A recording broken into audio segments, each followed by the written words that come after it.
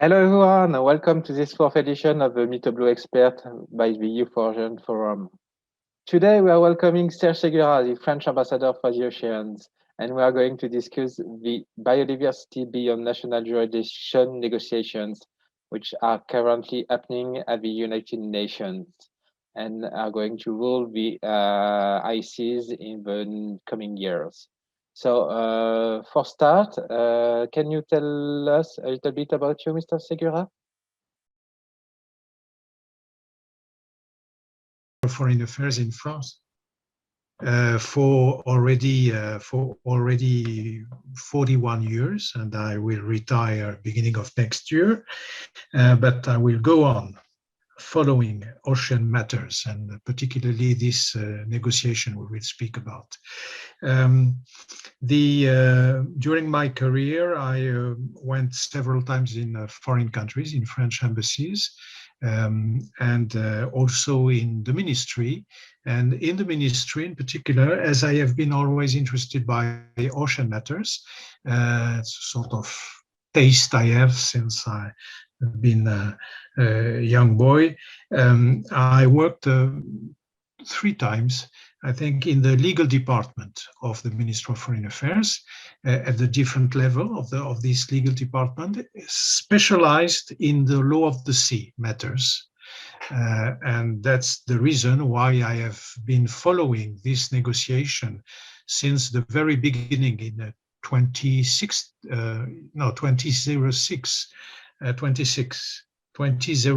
yes, 2006.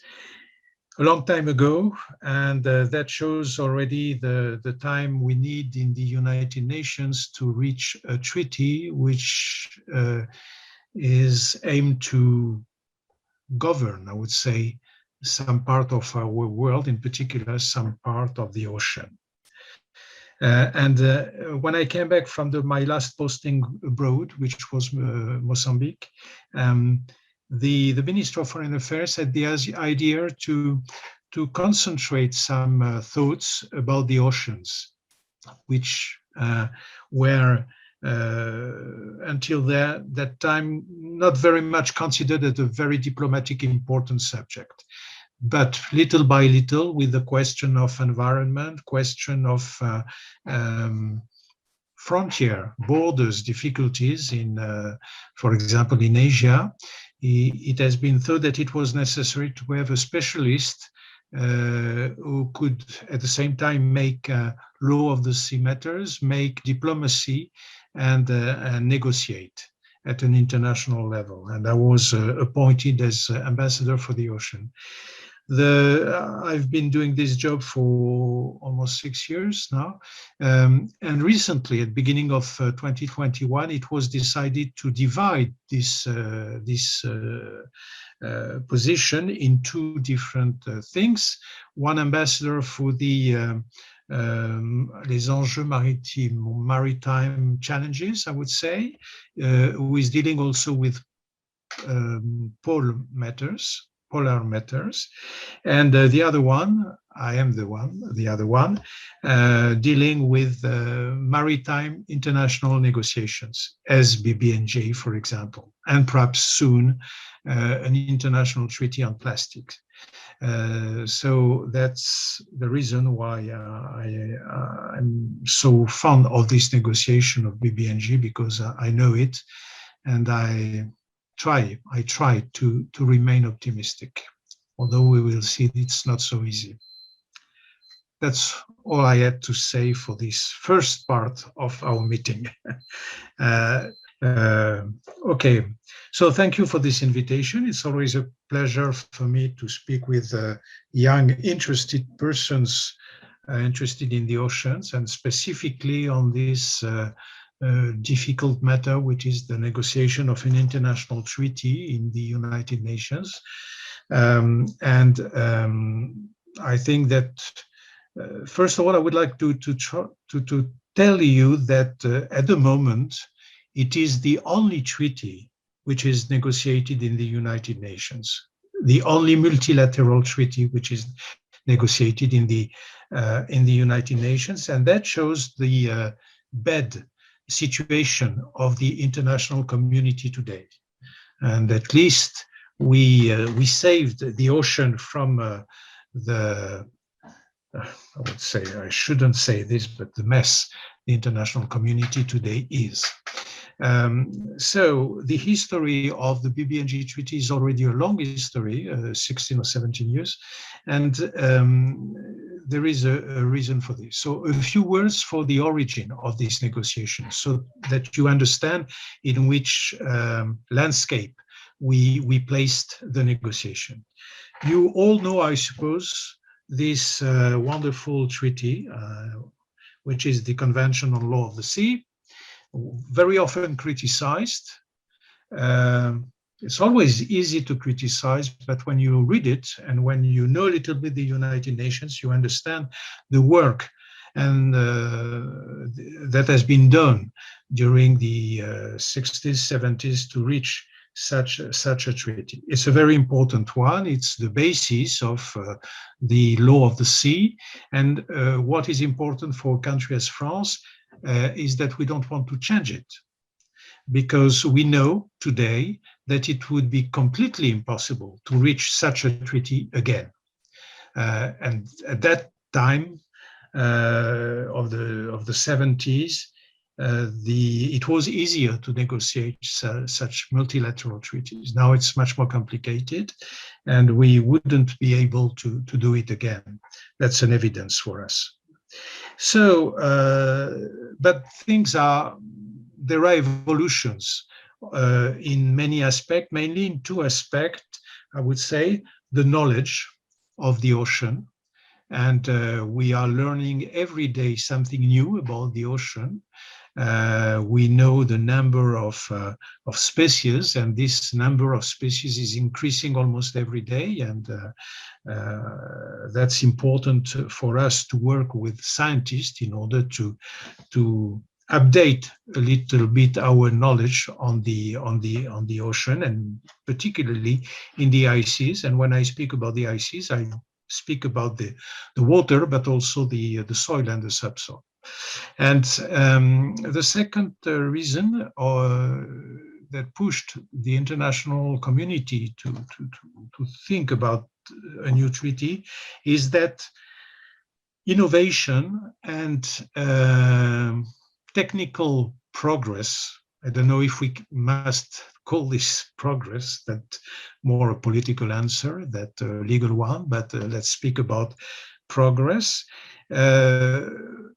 allowed industry, allowed man to use the ocean and the resources of the ocean always further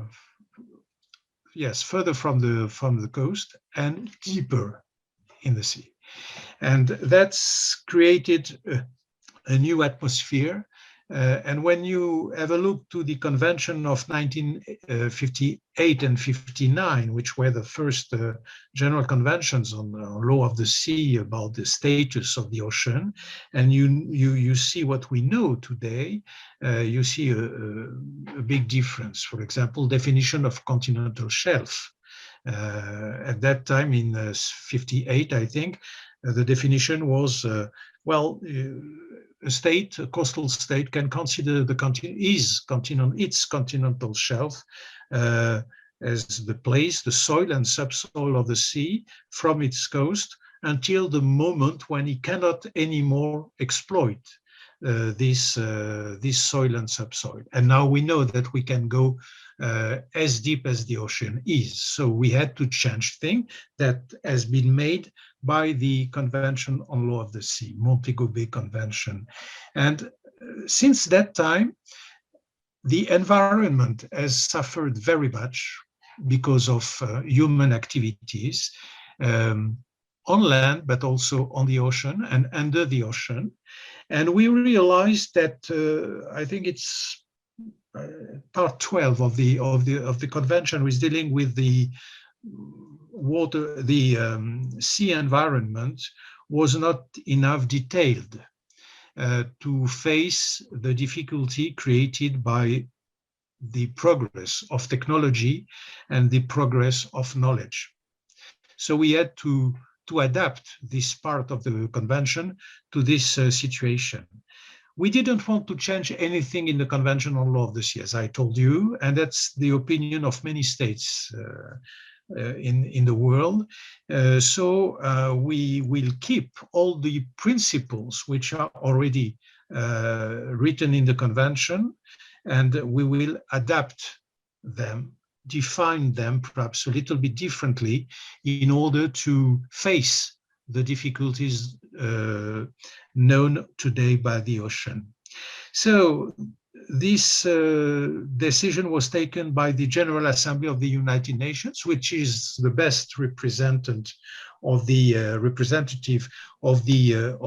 international community, and it was not sure at that time if the good way was the negotiation of a new treaty or only to adapt all the treaties, IMO treaties, for example, in order to face this danger and these challenges.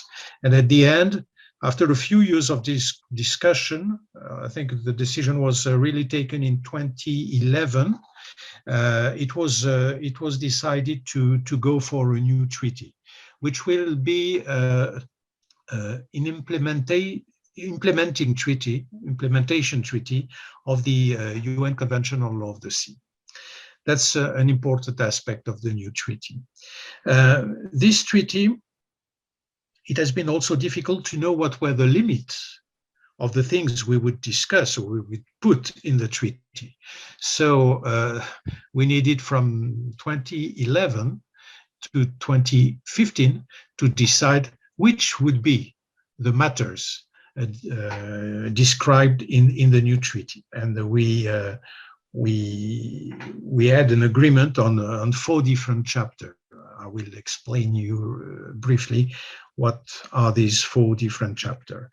And so the decision was taken to go for the negotiation of the new treaty. It was, I think, on the 24th of December 2017, I think, that meetings for negotiation were convened in New York. Unfortunately, because of the COVID-19, we had been obliged to stop the negotiation formally in New York. It was the last meeting we had was in 2019. And each time we are planning a new meeting every year, but until now it has been impossible to have it. The next meeting should be at the first half of 2022 in New York also.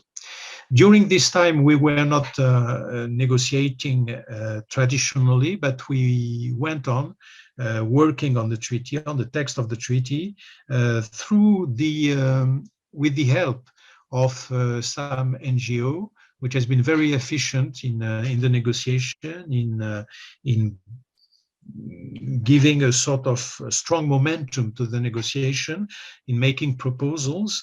And during the COVID-19 crisis, this NGO has maintained the discussions between delegations, and that has been very efficient and important. But it is true also that when we meet again in 2022, I hope, we will have to begin as if nothing had been done since 2019. And but I hope that very quickly delegations will found agreements on all what has been discussed through the NGOs since that time. So what are the four important chapters of this new treaty? First of all, we will have mainly 2 chapters were asked to be in the text by the EU, and 2 chapters were asked to be in the text by the developing states. So the 2 chapters asked that the EU wanted to have in the text, and other states as Australia or Canada, were the first one, tools for protection, in particular marine protected areas. This is what chapter, and I'll come back on it. The second chapter were a system of environmental impact assessments. I will come on it also. You see, two chapters were very much in favor of protection of the ocean. The two other chapters asked by the developing state are of another nature, I would say. The first one deals with the marine genetic resources, and the developing world wanted to have this chapter on a chapter on this subject in the text, in order to give a legal status to the marine genetic resources of the high seas. And the last chapter is more traditional, but it will be in this treaty because of the failure of the same chapter of the UN Convention on Law of the Sea. It's a chapter about the cooperation for development, and mainly capacity building and transfer of marine technology. So we have these 4 chapters, and we have begun to work, of course, on every chapter. No, we are not waiting to find a solution to one in order to reach the other one.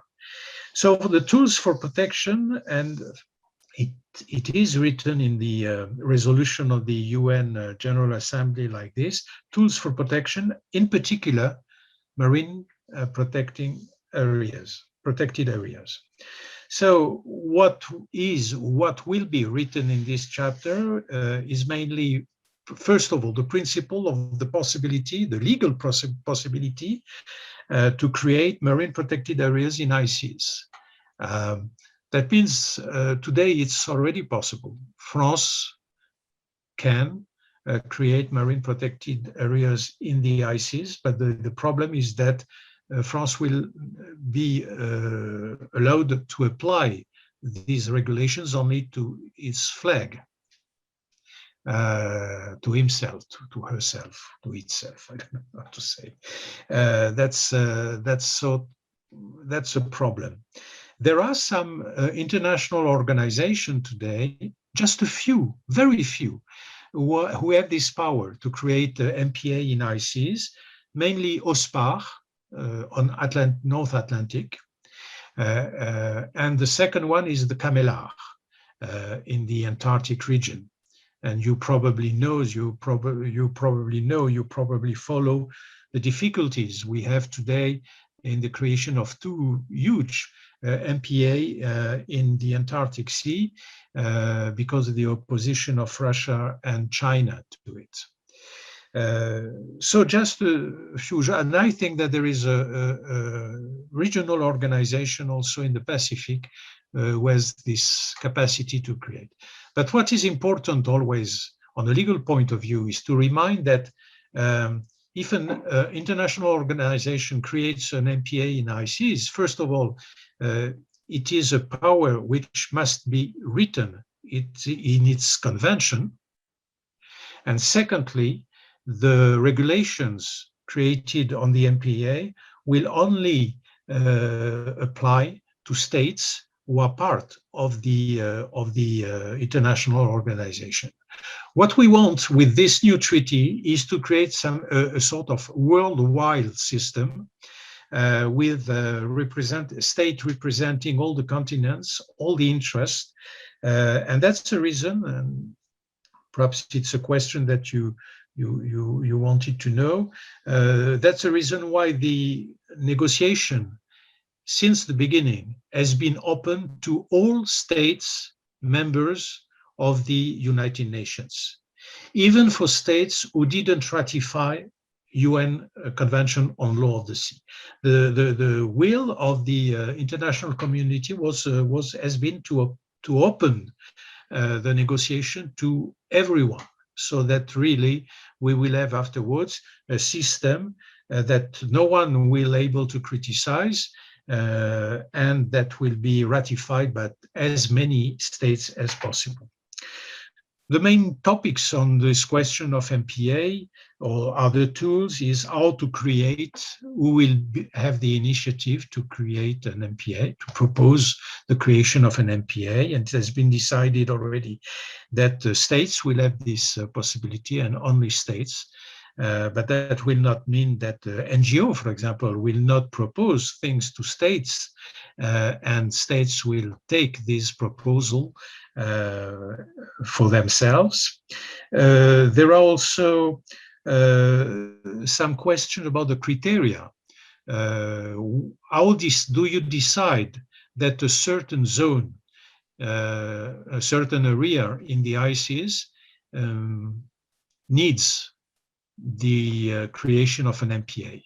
That remind the necessity of having a very good scientific knowledge about the situation of different parts of the ocean in order to know what is threatened and how to protect what is threatened, and by what things are species, landscape, and I don't know, are threatened. So that these criteria are not completely fixed, but I think that we are not far from a decision on this. You know that there is also always, when we speak about MPA, the problem of the level of protection, and there are some different views on this.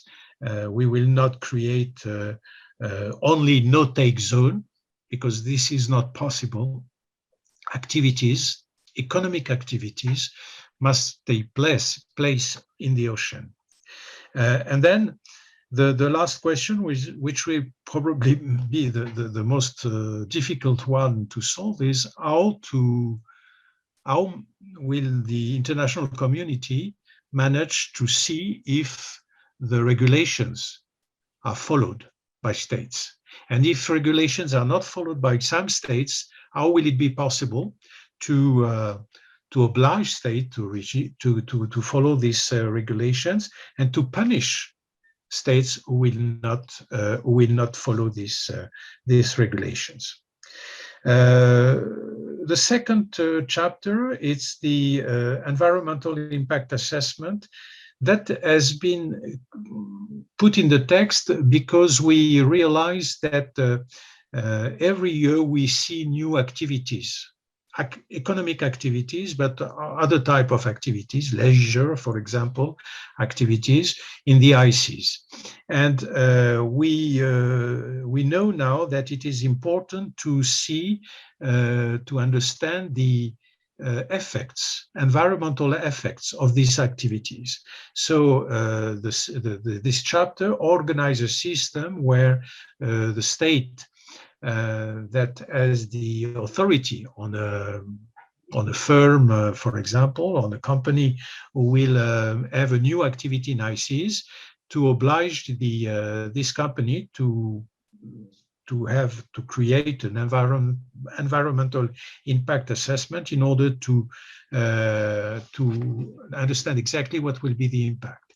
And we will have to decide on a threshold above which it will not be possible to have this activity, or at least above which we will have to say to the company, and first to the state and then to the company, that you have to reduce your activity, you have to change it in order to avoid such danger for the environment and for nature. That's also an important part. The marine genetic resources, that's interesting because I would say it's a political part of the treaty. If we speak with scientists, for example, they tell us that exploitation of marine genetic resources in ICs is not really a danger for ICs or for the ocean, because it's not as fishing activities. When you are looking for marine genetic resources, you are taking from ICs some sample of fish, sample of corals, sample I don't know what, and then you spend years in studying in laboratories these sample in order to know yes, in order to know if there is an economic activity or an economic interest in what you have discovered. And so that at the end, it's not the fact of taking some samples from the ocean who threaten the ocean. That's the reason why EU was not very much satisfied in including such a chapter, such a theme in the text, but it was necessary because it was the condition put on the table by the developing states to go on in such a negotiation. So this chapter is already almost written with so many brackets that at the end there is brackets everywhere. One of the main questions is the desire of these countries to make that marine genetic resources become common heritage of mankind.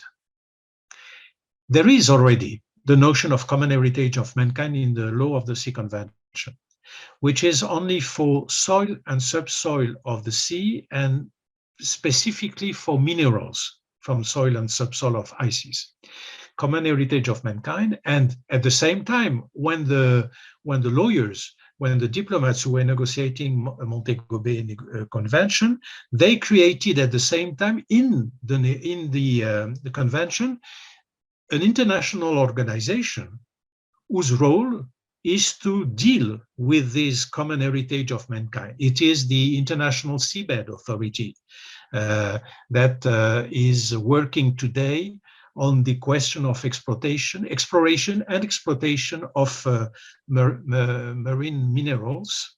And the work made by this organization is already huge, but it has not made possible until now the exploitation of these minerals, because we want to take all the protection possible in order to avoid environmental consequences in deep sea because of the exploitation of minerals. And that's a reason why the negotiation of mineral code for exploitation has been delayed for years, because we are including in it some environmental protection. And it's not always easy because many states are opposed to put too many environmental protection in this kind of treaty. So for us, I mean, for France or for EU, the idea of transforming marine genetic resources of the ices in common heritage of mankind is too complicated, very much too complicated. We can accept a system of sharing knowledge, even sharing the use of marine genetic resources, open access to the knowledge in libraries, scientific libraries. But we will not accept the principles of common heritage of mankind for two reasons. The first reason is that common heritage of mankind, this legal system, means also a common management of the resources. We don't want a common management of resources of ices and of marine genetic resources, because we think it's too complicated and too much time between the moment when a sample is taken from the sea and the moment when there is a discovery, scientific discovery on it, and then the possibility of an economic advantage in using this discovery. And the companies tell us that they are spending a lot of money on this because the time is not normally about 10 years between the sample and the economic use. So you need a huge system, follow-up system that we are not able to organize now. And the second reason is that we know that in the mentality, in the idea of many states, developing states, it's the first step to say that ices, in general, is a common heritage of mankind. And this is not acceptable for us, because that would mean, for example, that for example, fishing activities in the high seas would be a common heritage of mankind. And I really don't know how it would be possible to regulate through one body all the fishing activities in high seas of the world. We have already created few international geographical organizations, RFMOs, on a certain region or on certain species of fish. We can go on, develop such a system, but not create a sort of huge body, what we call in French the usine à gaz, to regulate fishing activities in the world. That's not coherent for us. The last chapter is cooperation for development, capacity building and transfer of technology. When you read the Montego Bay Convention, you see already that there is a chapter on this, but we must say, frankly, that it has not been applied very much at a sufficient level, I would say. There are a lot of cooperation between a country as France, for example, and some developing states, bilateral the cooperation in order to, in the field of ocean and protection of ocean, but that's not sufficient. So the idea is to create a clearinghouse mechanism so that everyone who has possibility to organize capacity building activities, as EU, for example, to put possibilities, sort of announcements on this, in this system of clearinghouse, in order to offer, to propose to states, developing states, to use this possibility. What is important today is that the developed state has a better understanding of the necessity of sharing these capacities, because these capacity buildings possibilities, because everyone will have to apply the treaty. And everyone, when I say everyone, every country will have to have the possibility, legal, technical, scientific possibilities to apply the treaty. And if some states of the developing world are not able to do it, we will not manage to apply seriously this treaty. So that's very important. Apart from these 4 chapters, there are traditional questions. We are not creating a new international organization. That's clear. Too expensive. We don't have possibilities today to such creation. We will have a sort of regular COPs of the treaty, and these COPs will need some structure, mainly secretariat, mainly scientific and technical body, which will be very important because in many parts of the treaty we refer to it. And probably, although there are many states who are opposed to it, France is not, and the EU is not, a management committee. Management committee, because one of the main questions, once again, as I told you when I was speaking about the MPA, is to be sure that we will know precisely how the treaty is applied by the different partners, and that we have also means to punish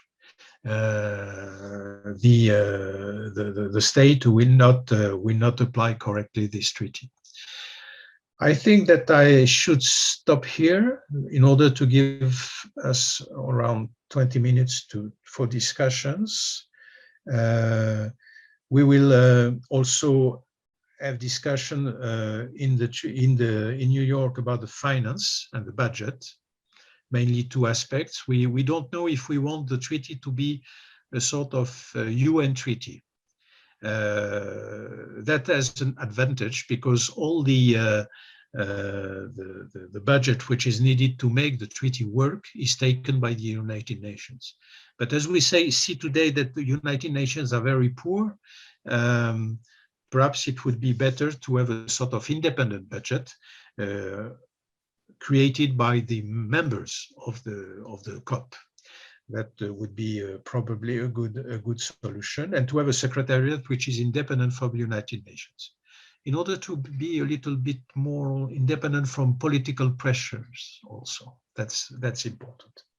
And we will have another budget in the treaty, which will be based on one or two funds, in order to put in concrete way or in reality cooperation for development. That's very important. I think I will stop here, and sorry for my bad English. Oh, no. So thank you very much, Mr. Ségura. So now the floor is yours. If you have any question, please go.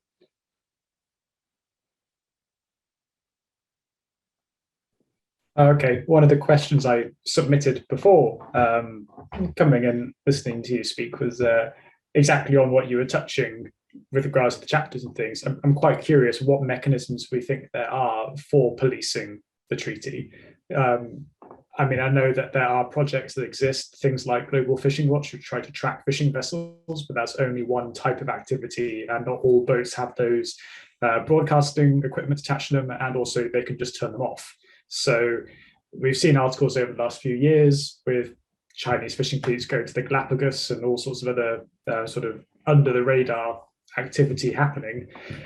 And it is a political treaty. So if you're going to get people to agree, presumably it's going to be very hard to convince people to agree to something that will be used to punish them. So I'm wondering, what do you think are the likely mechanisms that could be put in that people might agree to and might actually still achieve something? You can imagine that this is the kind of thought we have when we negotiate, and we have to find a good balance of what for what will be written in the treaty.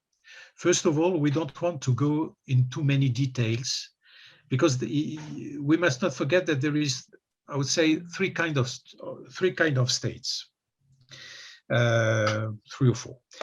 There is a little group of states, very little, who still doesn't accept, which still doesn't accept the idea of a treaty, and would be very happy if the negotiations failed. The second group of states are states who say, we are in favor of the treaty, but we know perfectly that they are acting today against what will be written in the treaty. So we do think that they will not be very happy to see so many punishment questions in the treaty, as you say, and you're right. But we know also that we need these states to be in the treaty, because if they stay outside the treaty, we will have no means to oblige them to a new policy, to a new behavior at sea. And the third category is the one who are very much in favor of the treaty, of all parts of the treaty. We want to find a solution, a quick solution, as quick as possible, because we are fed up with the negotiation. We need a quick result, because we know that every year the situation is becoming worse in the ocean. France, of course, is in the last part of, or in the third group of this state. It is the main group, the one who really want the treaty. But at the same time, we know that in details, when you go to details, there are some states who are not very much in favor of creating MPA in high seas, or giving the possibility to every kind of stakeholders to give its opinion in the creation of an MPA in high seas, for example. We know that there are other states who are very much in favor of economic development and using the resources of the ocean, and they are not so happy to see an environment system which will oblige companies to follow certain strict rules and so on. So in all these aspects, we have to find a balance of what will be written in the treaty, what will not be written in the treaty, but will have to be decided by the signatories of the treaty afterwards, when the treaty will be in place. Because our objective now, as we are negotiating the main text, the treaty, we want as many states as possible to be part of it. That is the first step, the first level of obliging them to accept some political aspects in the treaty, the necessity of protection, necessity of having a UN view, a multilateral view on the protection, and the need to feel linked by this text will already be enough detailed. Afterwards, every year or every 2 years, I want to be optimistic. I'm an old man already, and you should be more optimistic than I am, because you will lead these peoples tomorrow. I will not anymore. But the second thing is that afterwards, during every COP, we will have to decide on many detailed aspects. For example, the creation of the management council. And I really think that if we want this text to work, we need a management council. And when we see, I think I've heard that a few of you, yes, have a knowledge about polar questions. In the CAMELAR, for example, one of the main institutions inside the CAMELAR is the management committee, who is every year looking at information saying Russian ships have fished in such place which was forbidden. French ship has done this which was forbidden, and so on. And there are sanctions afterwards. Of course, it's not in the first page of The Guardian or Le Monde or I don't know, but there are sanctions. And this is important because these sanctions mean economic loss for the companies. And I would say political loss for the state, the flag state. So I don't want to be too optimistic. Of course, I'm not naive, but I don't want to be also pessimistic. The only way on the ocean to have a governance is not to use the Navy. It is to use every mean which is at your disposal. For example, we create a big MPA in the center of the Atlantic Sea, for example, in the south part of the Atlantic Sea. There is no MPA in that place, and there is no regional organization to do it before the BBNJ treaty. So let's the BBNJ treaty be ratified, it works, and we decide to create such an MPA there. How to regulate it, how to act so that the ones who are not respecting the rules of use of this MPA and who are part of the treaty be punished. First thing is to have a proof that they've done something wrong or they didn't do what they should have done. And at that moment, and it's something that fishermen are telling me very often, fishermen, for example, are the best protectors of MPA. Because fishermen, general view, are honest people. And when they see someone who is making irregular things, they transmit very quickly the information to their authorities. And we have from French fishermen or EU fishermen a lot of informations all around the world of I've seen such trawler with such flag doing something which didn't seem very clear in such places.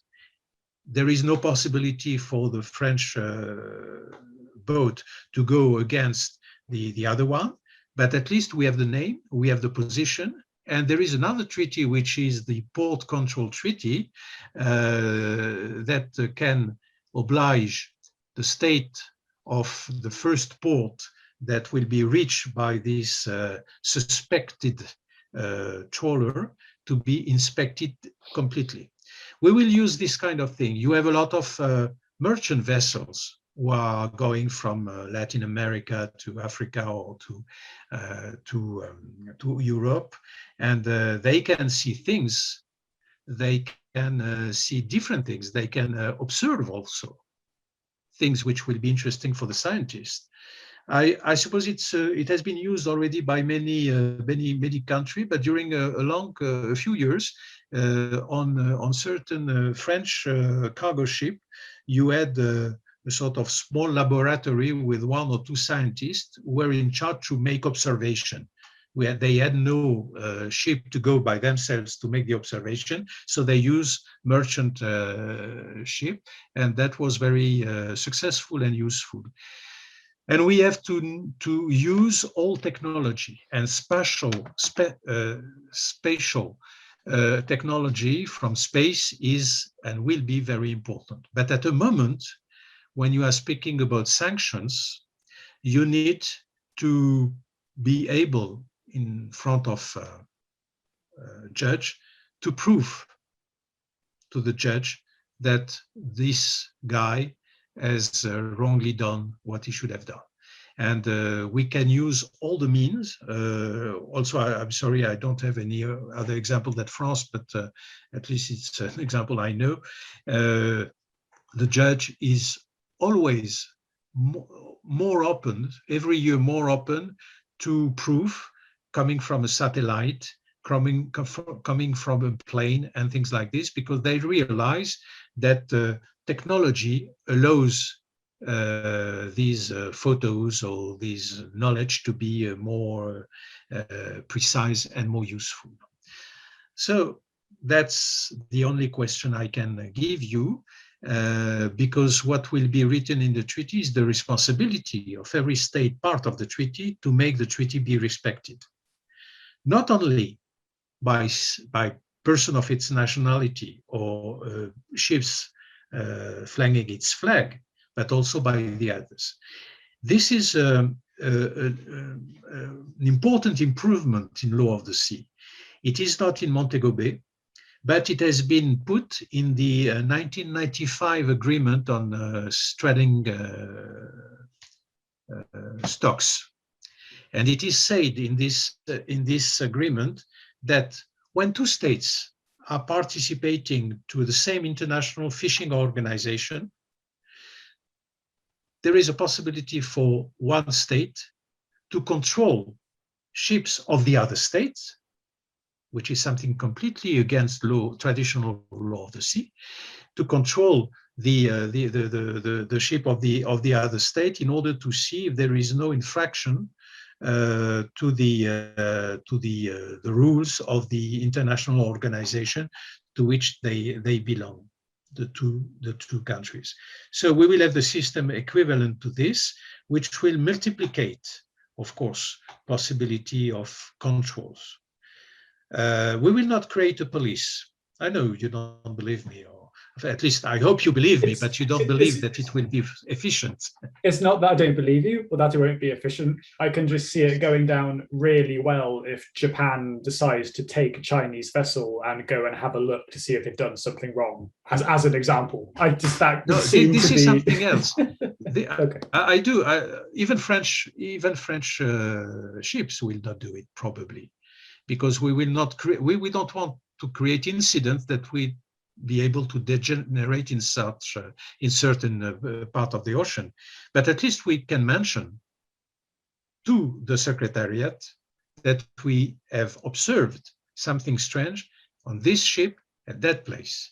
And at that moment, when the ship goes to a certain port, it will be the responsibility of the state of the port, that can be France, in Nouvelle-Calédonie or in some overseas territories, or in France by itself, and it will be the responsibility because of the treaty, the BBNJ treaty, but also because of the agreement on port recently ratified, to make a control.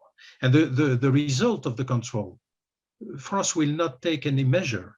The result of the control will be sent to the COP of the BBNJ. And it will be the COP of the BBNJ that will ask for decisions taken by China, if the flag is Chinese, France, if the flag is French, and so on. So that's for us, at least, is the way to link every flag to the application of the treaty. And that's the reason why, as we are negotiating the treaty for the moment, we don't want to go too precisely in sanctions and things like this, because we are convinced that some state will tell us, but what is this system that you are creating? Why don't you create jails for our poor fishermen? You know, and they will speak about suspicion and so on. So that's quite diplomatic, tricky things. Okay, thank you. We still have 5 minutes, so maybe I will give the mic to Anna, which is involved in questions about BBNJ. So Anna, do you have a question you would like to ask? Yes, thank you so much. Thank you, Mr. Ségura, for your very interesting reflection on all of this. And actually, I had a couple of questions which were already you already replied to, and I was just wondering if once the treaty will be into force and the COPs will take place, are there some mechanisms which are envisaged to make sure that this is not only like a top-down approach, but like there is also a bottom-up process, and like communities such as indigenous peoples and youth communities will be represented and will be able to participate in this process? Thank you. Thank you for this question, because it is a subject I didn't speak very much, although it is very important, and it is important in our mind, in our discussion in New York. First of all, I've said it about transparency. We want a transparent system. That means that nothing will be hidden. And that's important for some states not to be shown as the one who are acting badly, with proof of their actions. So that can be important at the moment.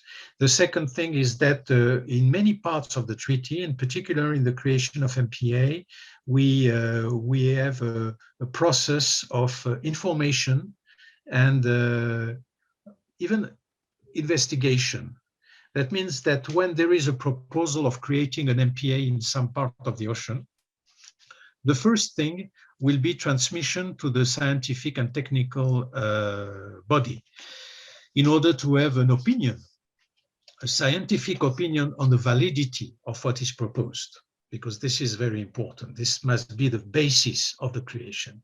And then once we have this knowledge given by the scientists, at that moment, the Secretariat, and that's the reason why the Secretariat will be very important in the way the treaty will work.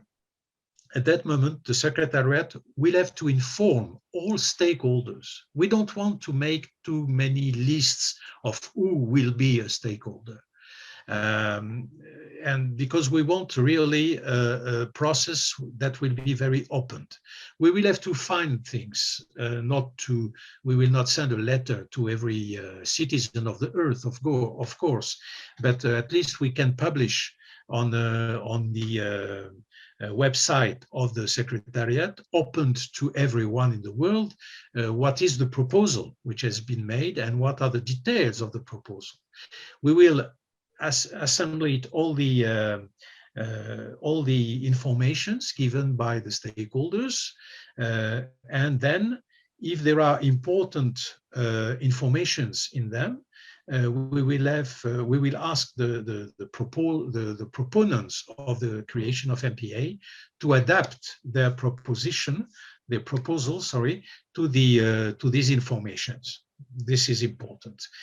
In order to find a situation where there is really a will of the international community, not only states, but also in NGOs, different kind of people, populations. And for example, the traditional knowledge is very often noted in the text of the treaty, and the importance to respect the rights for some people.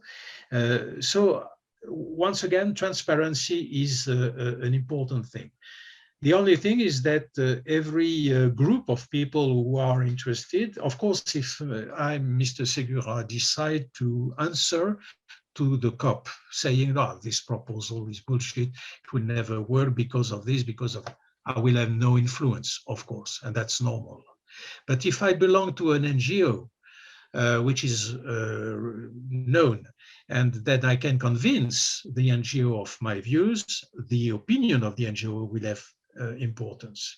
If you think that young people, as you are, has a special view about the way this treaty will function, you are quite encouraged to create a group, and you have a group already created, and to be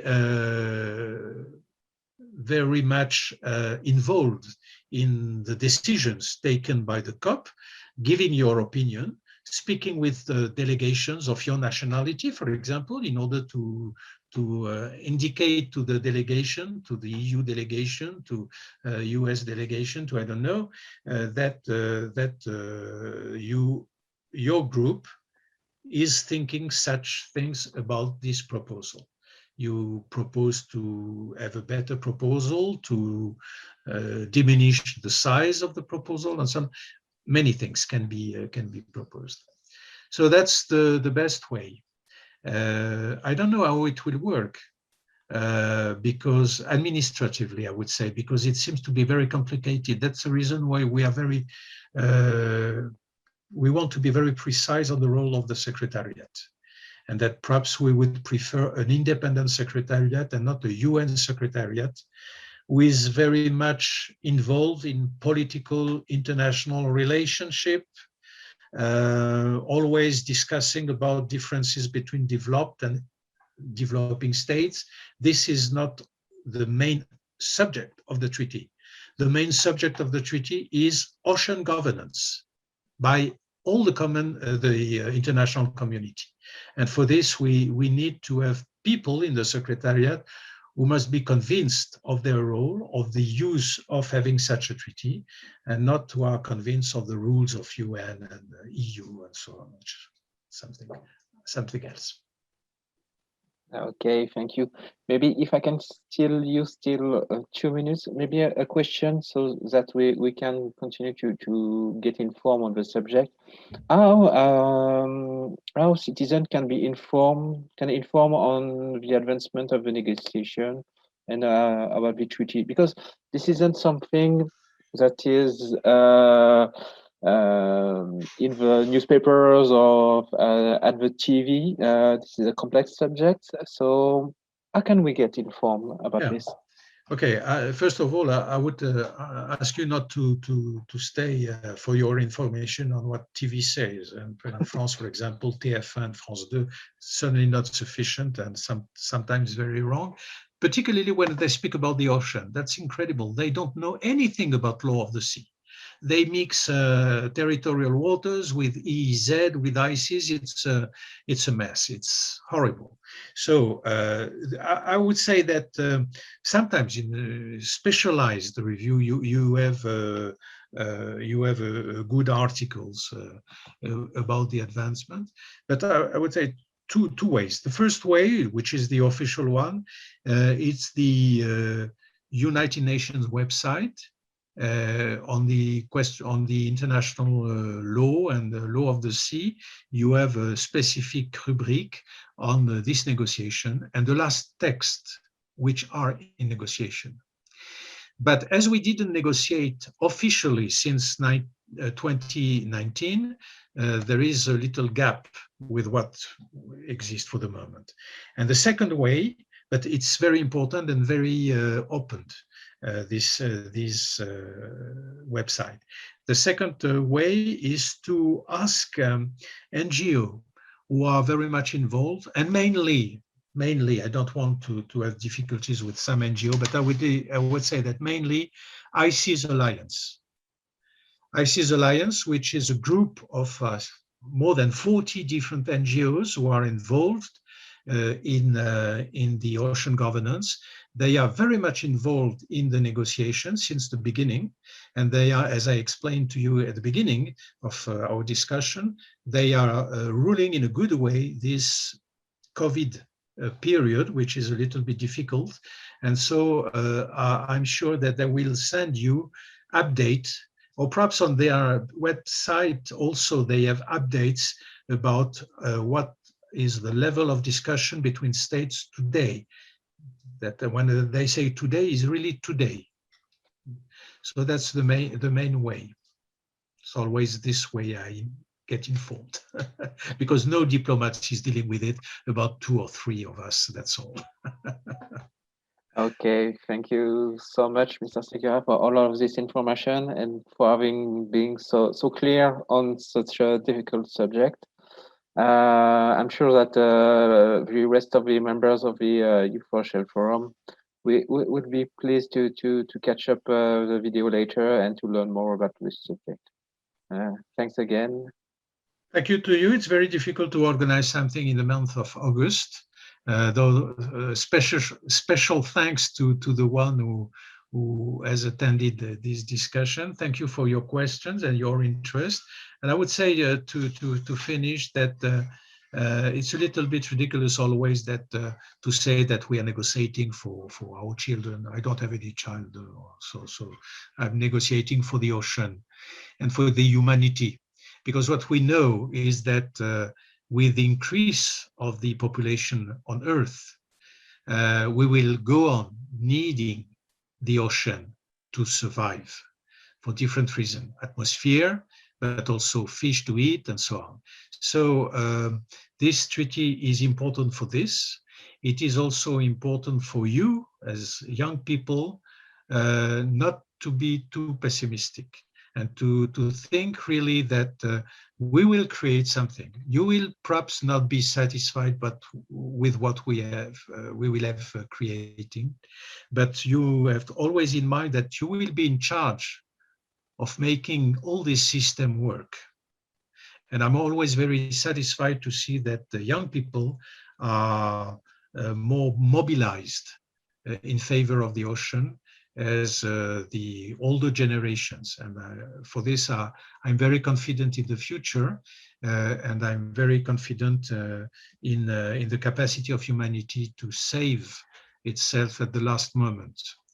Let's hope it will be possible, but we have all a responsibility. There is a point I didn't discuss with you because it was too French, is the will that France has to put in the preamble of the treaty reference to the ocean global common. And this is something we have a lot of difficulties to convince our colleagues inside EU that we should have such a